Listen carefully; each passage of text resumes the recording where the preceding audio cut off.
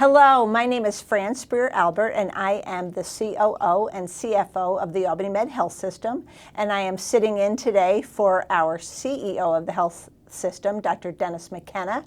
Very happy to welcome with us Dorothy Urschel, who is the CEO of Columbia Memorial Health. Hi, Fran. Hello, Great to Dorothy. be here today. Thank you so Thanks much for joining me. me. Thank you. A lot of nice things that we have to talk about and a lot of interesting things about your career. So first and foremost, congratulations on your appointment as CEO of Columbia. A wonderful accomplishment and certainly well-deserved. Oh, thank you, Fran. That means so much from you.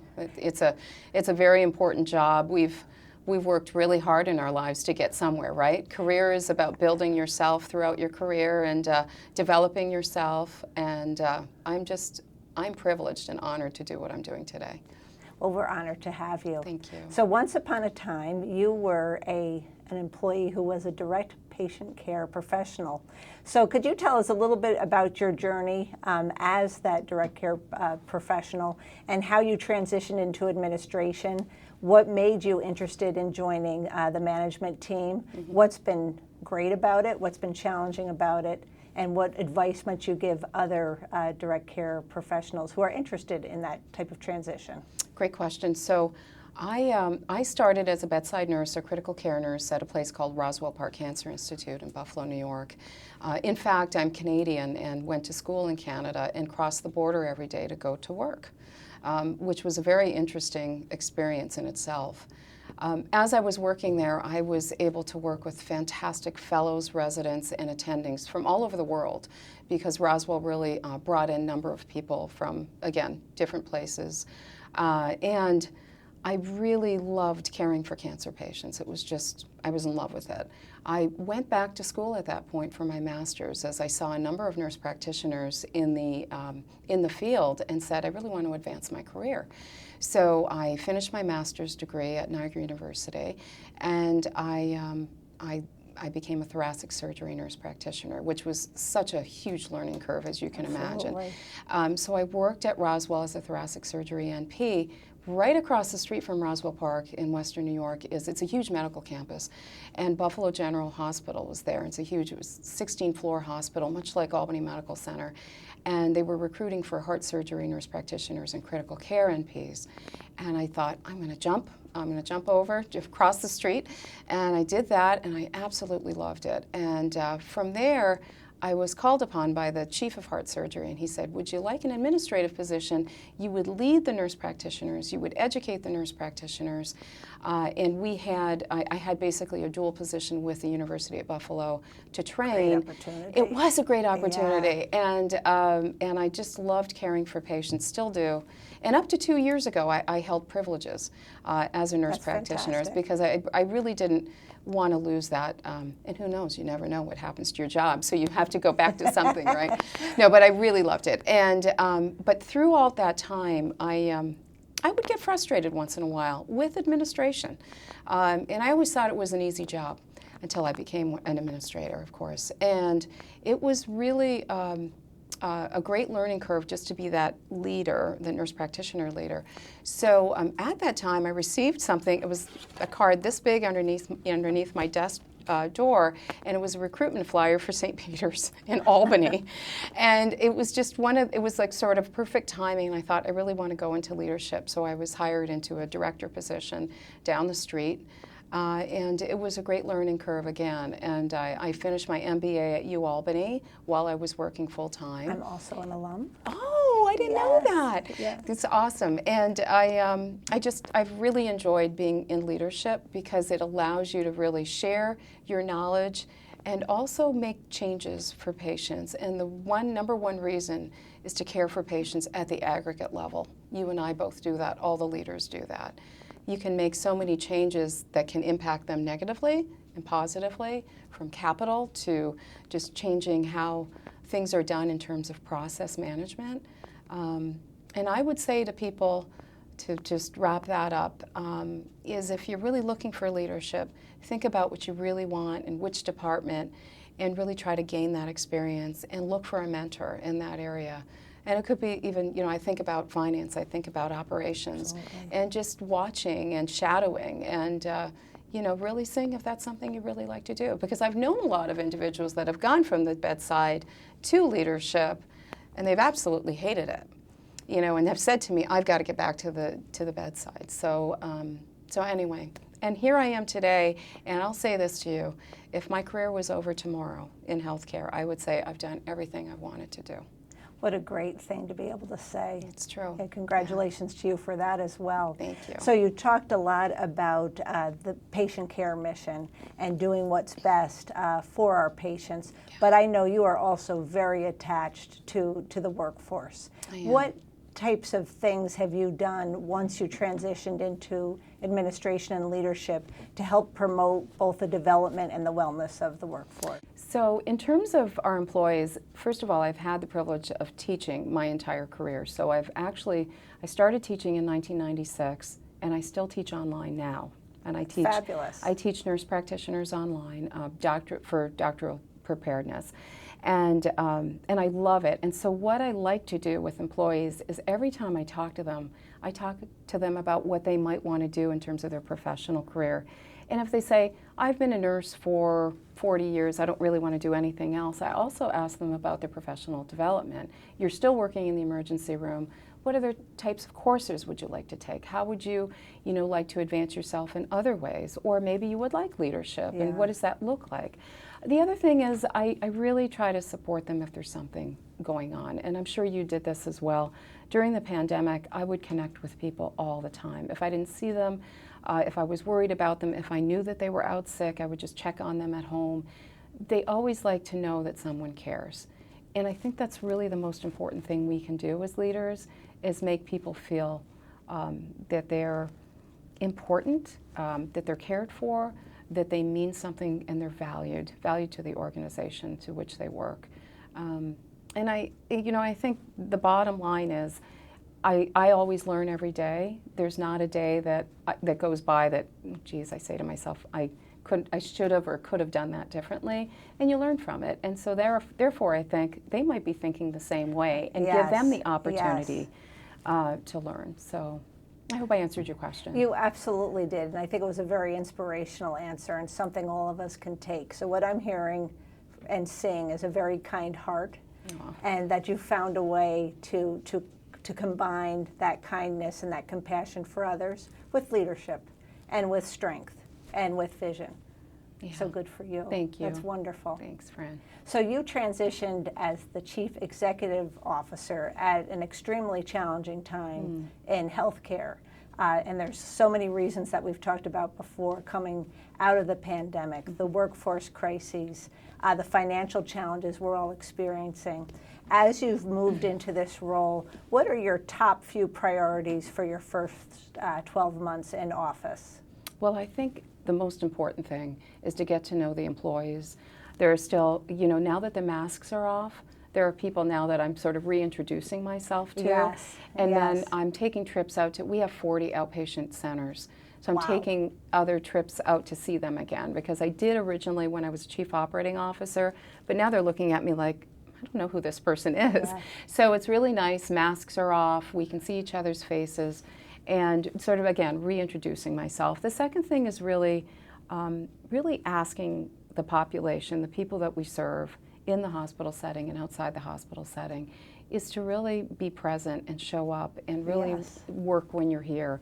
And I think that's a struggle right now post-pandemic. I've really seen a difference in our employees, and it's almost sad in a way. I feel like there is, there are the cheerleaders, and then there are others that we're really trying to support, that clearly this was a negative impact to them, to their personal lives and to their professional lives. So I'm doing a lot of that outreach and connection.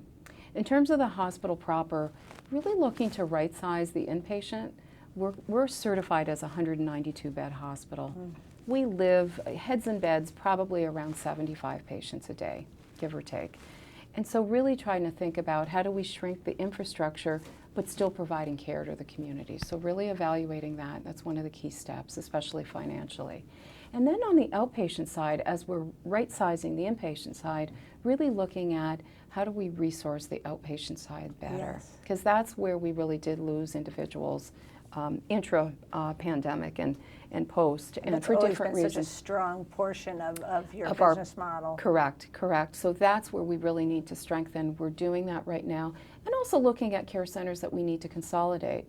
There are centers that are maybe 10 miles away from each other. So do we really need this practice and this practice? Just blend the two together and let's find a place where they can work together.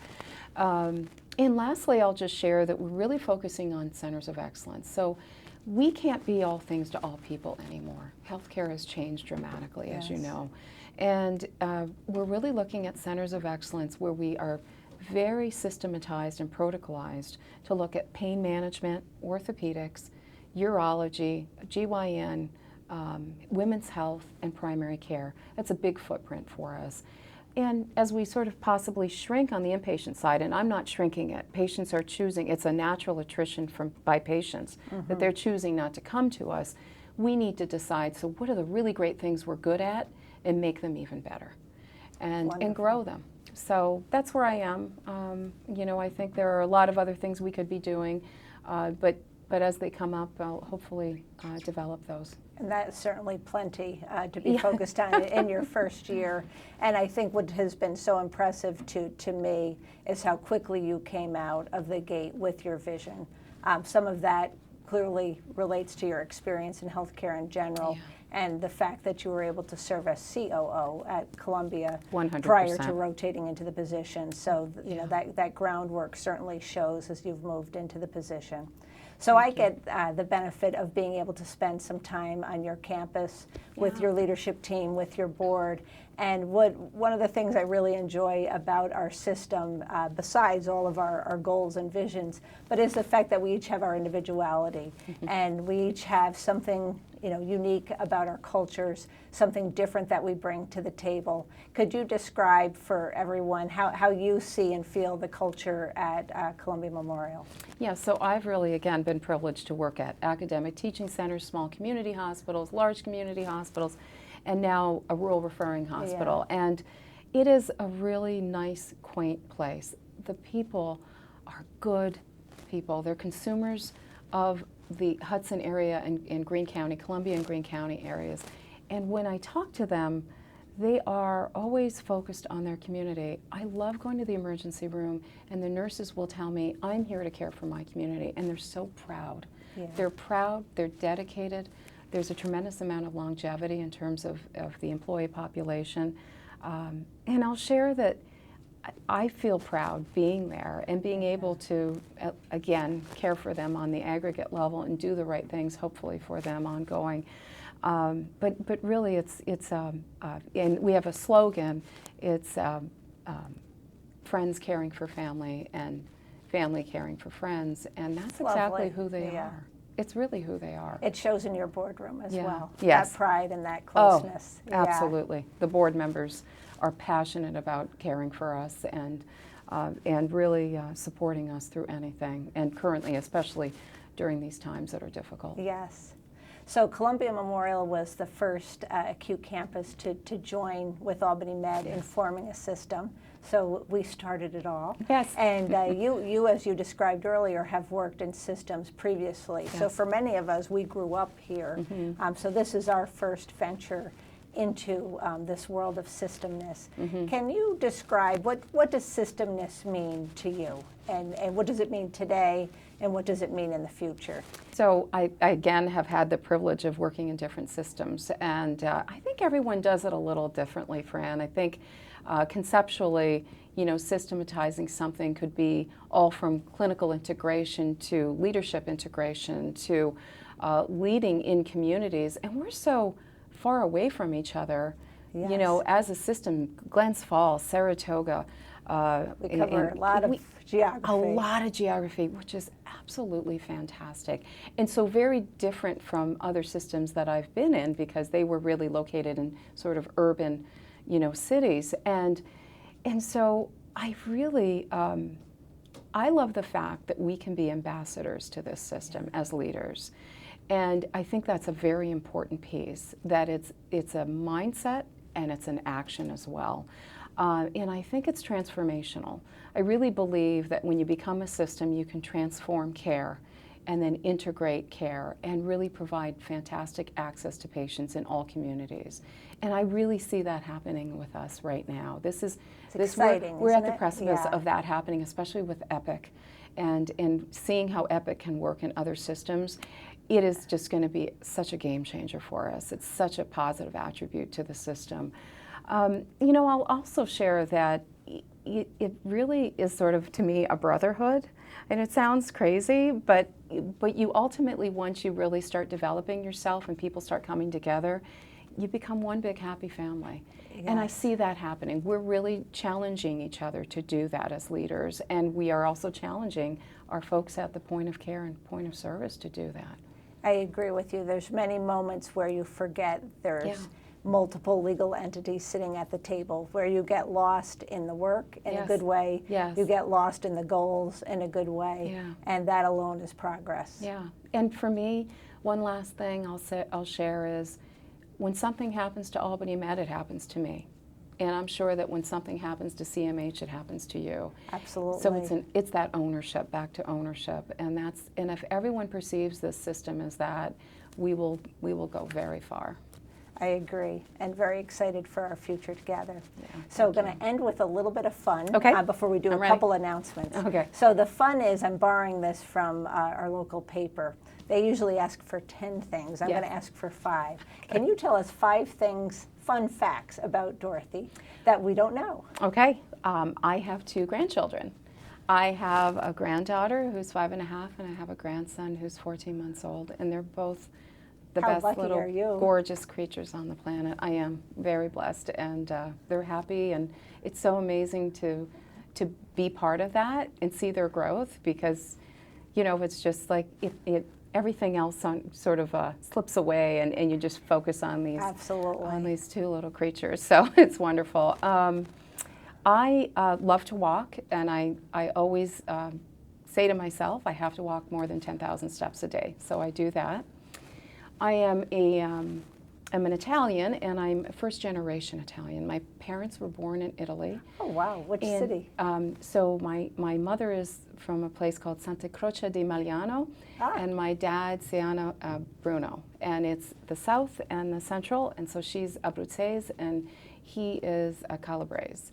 And so we actually are the first in our generation, in our family, to actually attend university and college. Oh, wow. And to speak to my parents, They must be so proud. yes, and to speak to them, you would never know they were born in Italy because they speak English perfectly, not an And they accent. made it there. That's correct. their And goal so, to in do so. fact, I understand Italian very well. I can hardly speak it, but I speak French very well because I come from a bilingual country. Yes, yes. So, So how much celebrating was there in your family when you were announced as chief Oh, executive a lot. officer? well, the refrigerator has a few.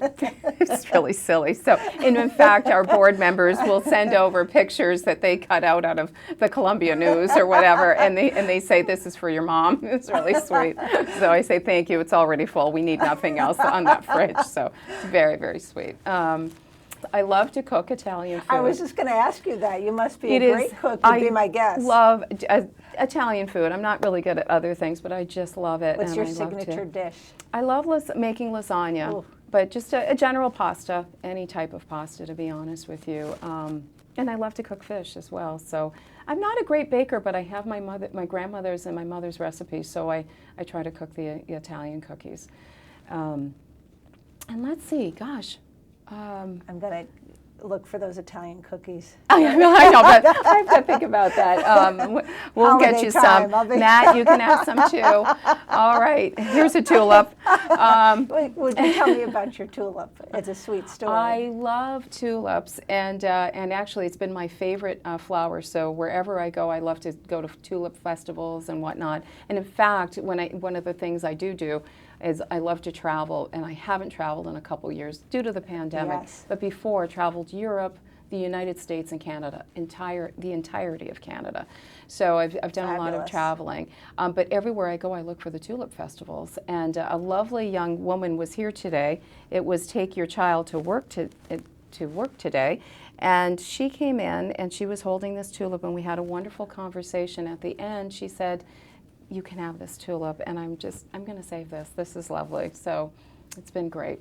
Wonderful. Well, thank you so much. Thank you for We having do me. have a couple announcements. So speaking of Take Your Child to Work today, thanks to everyone who participated in that, and hope you all had a really wonderful and meaningful day. Want to remind everyone that yesterday was National Appreciate Your Administrative Assistant Day.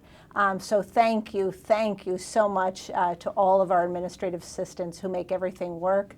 And I have to give a personal thank you to Jennifer Humphrey, who is my partner day in, day out here at Albany Med, and everything that I and the team are able to accomplish, they are accomplished because we have Jen at our side, cheering us on, supporting us, and keeping us organized and keeping us moving forward. So thank you so much to Jennifer and to all of our administrative assistants. I have to thank Kathy Salisbury, for getting me here on time, getting me the directions, and everything you do every day. Thanks, Kath. And lastly, we wanted to remind everybody about the Workforce Challenge that's coming up. So sign up time frame, that ends tomorrow. And the actual event is on Thursday, May 18th. So please sign up, please participate. I do not run, but I will be there helping and rooting you on the sidelines, wearing a t-shirt. But those of you who can, please participate. And again, thank you so much, Thanks for Dorothy. having It's me, been an Fran. absolute pleasure having you here today. So much. Looking forward to a great future together. And on behalf of Dr. McKenna, take care of yourselves and take care of each other. Thank you. Bye-bye. Bye-bye.